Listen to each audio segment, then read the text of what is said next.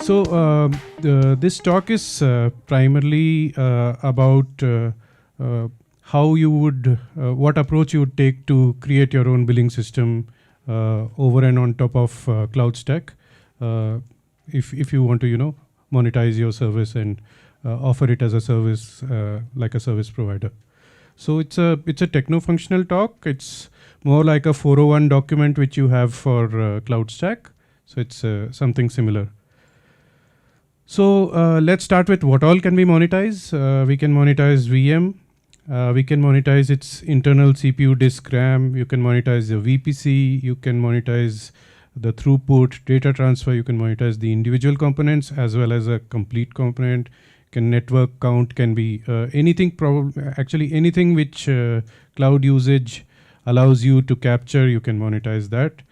So I've listed the things that you can monetize. Secondary storage also you can monetize, not just the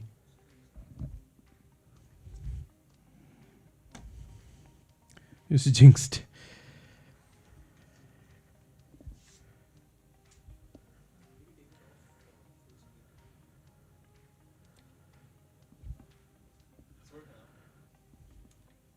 Oops.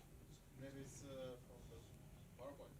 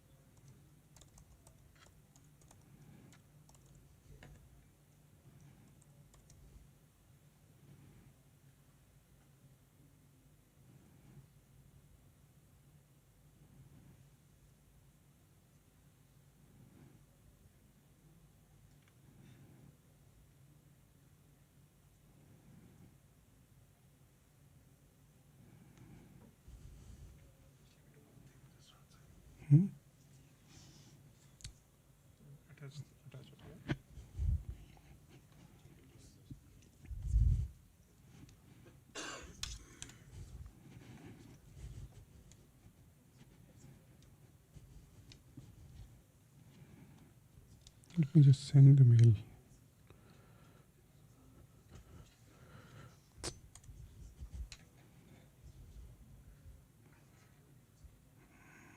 I think it could be a PowerPoint problem also because they're getting a signal when you are off the full screen. So it could be a full screen issue. एक चीज़ कर सकते हैं. Can you convert this to a PDF? Convert this to a PDF. Yeah, Okay. and then present it as a PDF then. Could do that.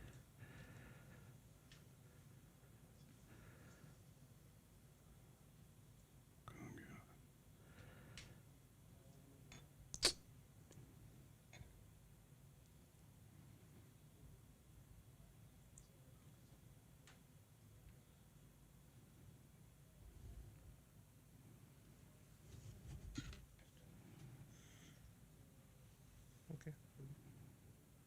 Try again. Just open the page. एक second. Save it as a PDF. And try it. Okay. Yeah. Yeah.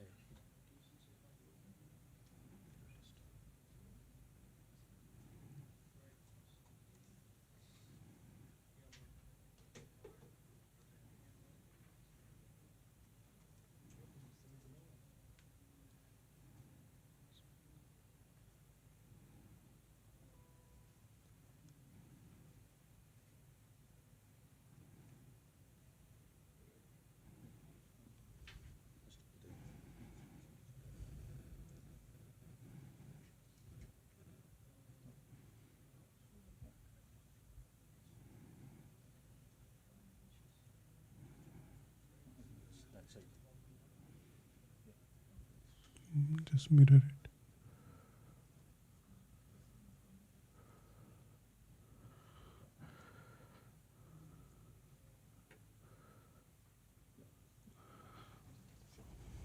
Thank you.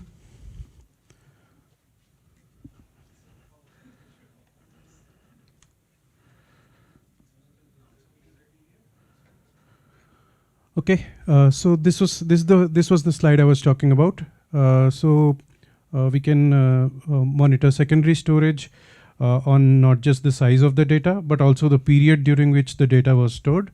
So all this is possible. Let's proceed. So what are billing models that you would need to dwell upon? We have postpaid and prepaid from an invoicing perspective.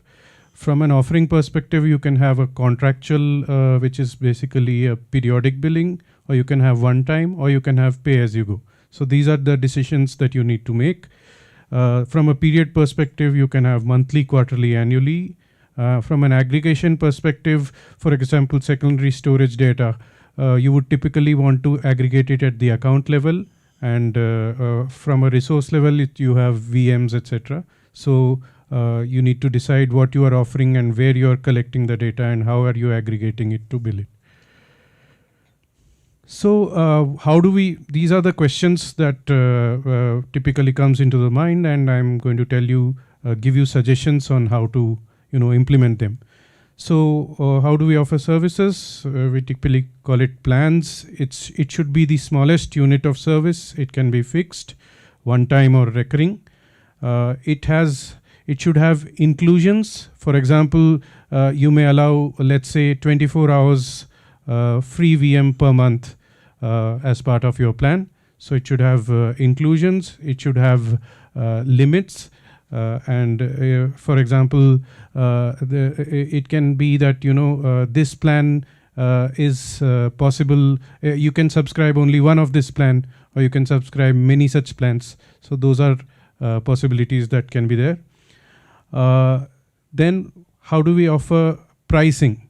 So for pricing, we call it a catalog. While the plan may be same, for example, it's a 1C, 1R, or a 1 core, 1 GB RAM with Ubuntu, you may price it differently for one customer. I may want to price it differently for another customer. So there you have something called a catalog. It's like a menu card which can be customized. It can be regional, customer specific, sectoral, whatever you want. It can also be that there are large VMs like maybe above 32 core, etc., which you would want to give to only certain type of customers. So that also can be done using catalogs. So let's look at the typical billing process that is involved for any service provider. The first is you need to subscribe, which is basically entering into a contract with the service provider that I need this for this period and I want to be rated in this manner. Then what happens is once that is done, periodically we need to collect the usage. It has to be normalized. By normalized, I mean that you need to associate it with the particular resource. You need to see how much adjustments need to be made. For example, in my previous in the previous slide, I mentioned that if you are giving, let's say, the first 24 hours of the month free, then you will have to deflate that usage. So those are called mediation. In billing terms, it's called mediation. So we need to do that. Then once it's mediated, you rate the data. Typically that is based on the contract. So for one person, it may be $1 or 1 cent per hour. For another person, it can be 2 cents per hour. So based on what the person contracted, you will be able to rate it in that particular manner. Then of course comes billing. So once these contracts are rated, you need to bill them and you need to provide it to the as an invoice to the to the end customer. Once the invoice is raised, typically what happens is payments come to your system and they have to be apportioned against the invoices. And there's a process called dunning, which basically means how to recover your dues. You start with notifications, then you put the account in a restricted mode wherein the person is not able to buy more resources. And lastly, you suspend them, which is like a sort of a method where you can roll back, but you disable the resources. So it's a temporary block on the resources. And the last step, of course, is terminating the account. Now we'll just see how all these fit in. So typically you would be creating, if you have a portal of your own, you should be using this. Otherwise, you would be creating a resource in CloudStack. We need to tap the AMQP, get the event, where what type of resource was created, who created that resource, what was the service offering, etc. Based on that details, you need to identify the plan. By plan, I mean, suppose you get a VM creation event, you need to identify what was the CPU, what was the RAM, what is the OS, what is the disk, what is the zone, which is the account, and then zero in on one particular plan and a rate contract to apply to that plan. We need to then store the record and record that contract. Then periodically we will need to collect the usage, adjust, rate and store, invoice. This is the same, more or less the same slide as I presented earlier. Now let's see it in a little more detail as to how we are actually going to do it. When we subscribe, basically the first thing that happens when a resource is created is we need to have a rate for it. So how do we do that? We do that by zeroing in on a combination of all these values. So this is already there in the event. You get the ID of the VM, you get the details of the VM, you get the service offering ID of the VM, you get all these values. So based on this, whatever catalog mechanism you are maintaining, you need to zero in on that, achieve the plan, identify the plan, get the value, and then store it. So the plan can be a VM plan, which is a monolith, or it can be based on smaller components, like a VM plan consisting of disk separately, OS separately, and compute and RAM separately. Once we do this, the important thing here is we should map the plan to the correct service. So for example, if you are using let's say you are using a portal or a sort of a user interface where you allow the customer to choose the plan. Now here you need to have the exact offering map to that plan. What I mean here is, suppose you say that I need a 2-core 4 GB Ubuntu OS in a VPC, but I have two types of disks. So there will be an NVMe disk and then let's say there is an SSD disk. So in this, we will have to have the exact mapping so that we know where to send the VM, what type of, where in which cluster, which primary storage to actually send the VM. These are things that are done at this level. Tags are the best method of doing this. So that is the suggestion that we can give as to how to differentiate between the finer aspects of where exactly to place the system, the new VM, because it has revenue implications as to or rather monetary implications as to where. So the same VM, if placed incorrectly, may result in incorrect billing. So we need to ensure that these tags are in place to the map to the offerings mapped with the plan. And how do we do that? We can use any of these: UUID, name, description, or even the DB ID of the plans of the service offerings is good enough to maintain a relationship between your billing system and CloudStack. So once this plan mapping is done, you need to store the plan. By storing the plan, I mean store the rate, the unit, whether it was a monthly, what are all the details of the contract. And very important is we need to store the identifier.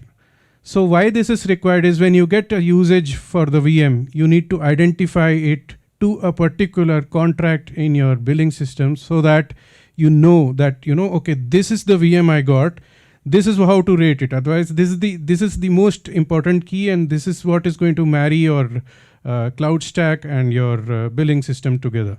So here again, UUID works. In some cases, UUID gets changed, like in the case of migration or across clusters. So maybe you can use tags or you can use DBID. All of them work. So one identifier is required for mapping this. You can store many custom data, metadata, and the entry point for this, as I said, it could be a cloud marketplace, it could be AMQP, where you're trapping events from CloudStack. It could be you could also periodically poll various resources or your events table, and all of this work fine. So now coming to how do we collect data, cloud usage and CloudStack usage API are the best. Personally, I would recommend going ahead with the DB directly. And we should typically use separate type of collectors for separate type of resources. And we have to have it should be run periodically and rate all the resources based on the contract. And it is very important to obtain this resource identifier as that is stored in the contract. So for example, when you're getting the usage data, you should use the usage ID parameter, which I have mentioned here. This usage ID parameter typically takes you to the relevant resources ID in the database, and from there you can go and use either the tag or the name or the UUID, whichever you have used for your for mapping your VM to your billing system. These are some important settings that we need to have for hourly usage. The most important one is this.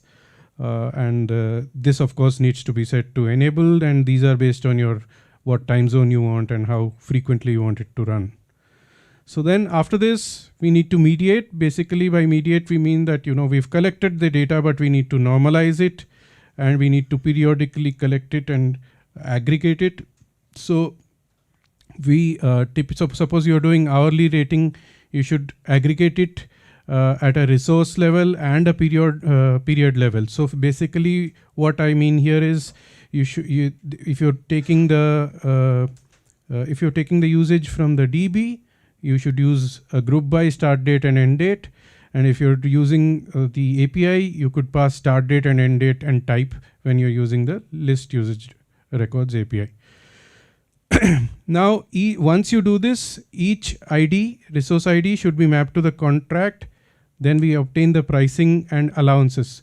Allowances here is that 24-hour I told you. So the first 24 hours while you are getting the collection, you're getting the data from the cloud usage, it needs to be deflated. So periodically you will deflate, and then finally you should pass the value to your rating engine.